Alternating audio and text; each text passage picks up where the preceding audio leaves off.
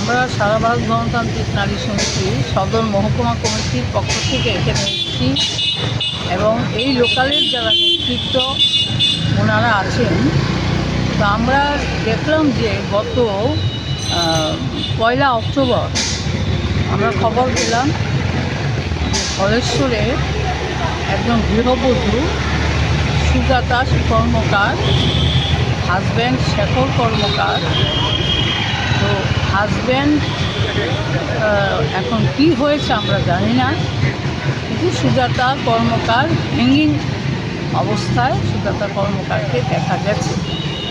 তো আমরা চাই এটা সুষ্ঠু তদন্ত হোক। পুলিশ প্রশাসনের কাছে বলব যে কেন এই ঘটনা হঠাৎ করে ঘটল সেই বিষয়টা দেখা এবং যারাই দোষী সাব্যস্ত হবে তাদেরকে কঠোর শাস্তি দেওয়ার জন্য আমরা বলবো।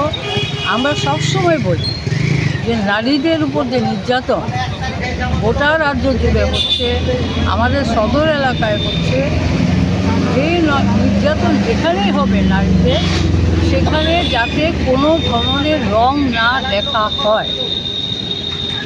এই রং দেখতে গিয়ে আমরা লক্ষ্য করছি যেখানে মহিলারা নির্যাতিত হচ্ছেন, যাচ্ছেন থানায়, থানাবাবুরা যখন জানছেন যে ওরা বিজেপির লোক, তো অভিযোগ তো নিচ্ছেনই না, উল্টো বলছেন মীমাংসা করেন।